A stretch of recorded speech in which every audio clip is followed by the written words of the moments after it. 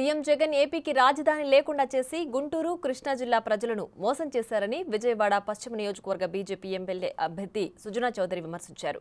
విజయవాడలో అభివృద్ధి ఎక్కడా లేదని, అంతా దోచుకోవడమేనని ఆయన మండిపడ్డారు. ఎక్కడికి వెళ్లినా సమస్యలు స్వాగతం పలికే దుస్థితికి ఈ పశ్చిమ నియోజకవర్గాన్ని గత పాలకులు తీసుకొచ్చారని ఆగ్రహం వ్యక్తం చేశారు.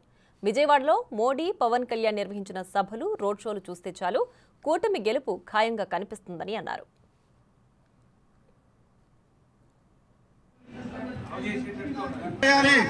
ఈ డివిజన్ అధ్యక్షులు ప్రాధాన్యత ఇవ్వండి. స్థానికులతో పరిచయం ముందుండండి. సుజనా చౌదరి గారు పక్కన ఉండండి. అనడానికి వచ్చారు సుజనా చౌదరి గారు. అభివృద్ధి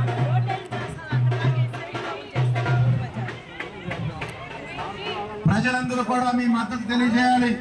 సుజనా నారా చంద్రబాబు నాయుడు గారి నాయకత్వం.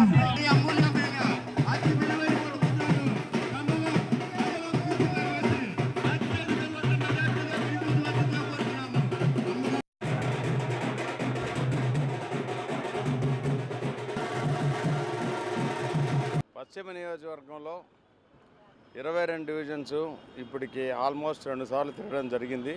మూడోసారి మళ్ళీ ఇవాళ మధ్యాహ్నం నుంచి మొదలుపెట్టాం. ప్రజల సమస్యలని తెలుసుకున్నాం. మొన్న మోడీ గారు రావటం విజయవాడకి, నిన్న పవన్ కళ్యాణ్ గారు రావటం కూడా 2 శుభ పరిణామాలు. బ్రహ్మాండంగా బ్రహ్మరథం పడతా ఉన్నారు.